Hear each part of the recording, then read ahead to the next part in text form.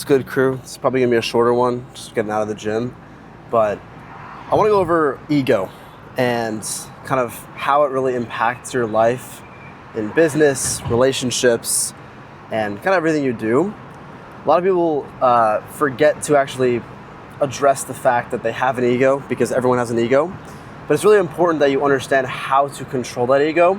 And I wanna go over a little bit of some things I've kind of done in the past year and two of getting into online business and doing kind of this whole transformation of how I control my ego and how I don't let it control my actions and dictate my thoughts and emotions. So the first thing I think that's the most important when it comes to controlling your ego is to understand that it will never serve you. And what I mean by this is any single person that has done great things, at some point in their life, they have operated from a place of ego. And they definitely, most likely, got things done, right? For example, if you are performing just to beat someone else, or you're in constant competition with, your competitors, and you're not doing things out of the goodness of your heart and for your overall, or your overarching purpose, you are going to progress fast, but you will never make it into the end game. And people don't realize that as they're on the upcoming, as they're rising up, because they'll get really caught up in just egotistical metrics, whether it's views, whether it's followers, if it's making the most amount of money, if it's, moving to the most isolated place or whatever it may be. And they get caught up in this notion of, I'm the best, I'm changing, I'm doing the greatest things. And they just completely forget about their actual purpose and why they started this whole company in the first place. And to kind of get over that barrier, I think you just need to take a step back sometimes and think about, where are you operating from? Are you operating from a place of love and abundance and to achieve your purpose that, you may have set out your vision to be 5 years, 10 years down the line? Or are you just operating out of competition or out of ego to make yourself look the best? And, I've struggled with this before, right? There's been plenty of times where I've been trying to chase the views or chase the followers or just make the most amount of money and, cut off my friends and all these different things. And, it sounds cool and you are different and it's kind of fun, but it's not actually fulfilling in any which way, Cutting out your day ones, it's like, why, right? Like, are you just a bad person? I understand maybe if your day ones are actually like bad people and they start genuinely clowning on you for your entire life because you started doing something, it's like, fine, okay, maybe you can separate. But if they're not actually doing anything wrong, if they're still your boys or your friends, it's like, that's like, don't cut them out. Like, what the fuck? The second thing I think that's most important when it comes to controlling your ego is having full agency. So I talk about agency a lot with myself and people I work with.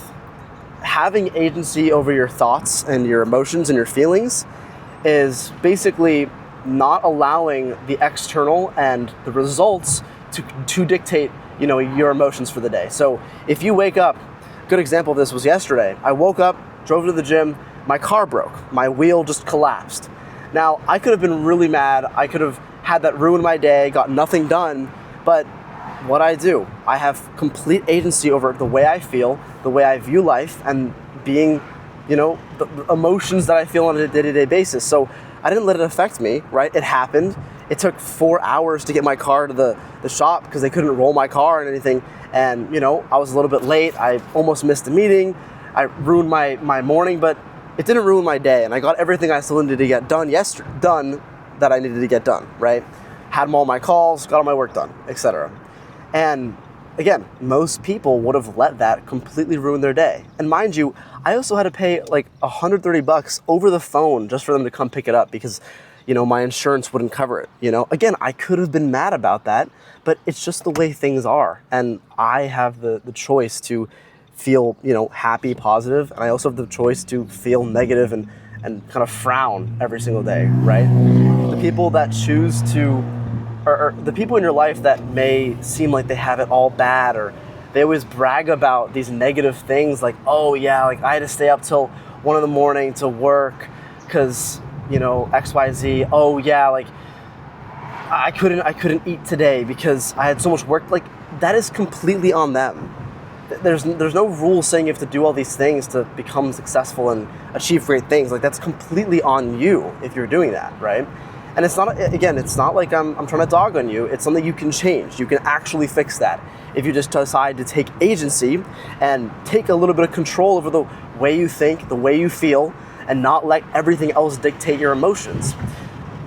The third thing is to realize when you're mentally masturbating. Now, a lot of people take this, they laugh at it because it's funny, cool. Mental masturbation is a serious problem, right? It is a serious problem. Again, something that I have struggled with very heavily, especially with AI. AI is the buzzword of the streets. It's super fun to play around with. You can do so many cool things with, and it is genuinely a super tool, right? It is a superpower. But AI is only as good as the controller person using it, right? You don't want to outsource your mind and your decisions all to AI. You want to outsource the things that you need to do by hand to AI, right? So if you always outsource your content ideas or, you know, your decisions to AI, it's like you are just losing complete control over your life and your business. Regardless, building things with AI. I think people are obsessed with, you know, building the next cool app, building the next fucking Apple with AI, and it's like, you know, you're sitting there, you're vibe coding, you're doing whatever, and it's like, you realize you're not actually getting anywhere, right? You're just sitting at the desk all day, fucking playing around with Claude Code or Codex or Cursor or whatever, and you're not actually making any progress. You're not doing any needle-moving activities that's gonna get you to that vision that you've set out for yourself. So something that I've done personally was, obviously, I just stopped using AI for bullshit things and just started taking action with my own hands and my own decision making and my own thought process to make certain decisions and whatnot, and to script out content and to, you know, study content, right? But it's not just with AI. People also have mental masturbation with, you know, other things too. For example, you know, if you're in sales or something and you don't need to be taking certain sales calls anymore, but you just love to do it because it boosts your ego when you close a $500 deal or you close a 4K deal, whatever. It's like, again, you're just mentally masturbating, man. Like, you're not actually moving the needle forward. It's like, you can't be closing your entire life. What, are you gonna sit on calls for the rest of your life? That's how you're gonna make all your money? No, like, you're building a business, you're building a company. You need to make higher decision, you need to leverage yourself more. But I think those are pretty much the three main things that you can kind of take action on to actually get more done, and kill your ego. Because if you have an ego in business, unfortunately, you will never make it as far as the people that do things out of the good of their heart and the purpose of their company, of their vision. So again, to go over it, it's to, you know, redefine your vision and make sure you're operating in a space that is actually getting you closer to that vision, that world, that company view. Number two is to, you know, operate from love and abundance, right? Similar to number one, but sorry, I'm trying to park here. It's pretty tight and big car since my car is in the shop. But number two, operate from a place of love and abundance. Don't allow kind of like the external to impact your internal. And three is to not mentally masturbate, right? Only do needle moving activities and do them for a reason. Every activity you do should have some sort of reason to kind of push you forward in life. If it's physically in the gym, if it's, you know, physically with your diet, if it's relationships with your friends or your loved ones, right? If it's business, if you're doing work for your business and you're doing high leverage work. But yeah, hopefully this video kind of helps you kind of beat your ego a little bit, because again, it's a huge problem that I think a lot of people have and a lot of people struggle with, but no one has the courage to actually talk about it or kind of bring it into this world. And I hope that this video allowed you to recognize maybe you have an ego and different ways you can kind of kill it. So I'll see you boys in the next video. Peace.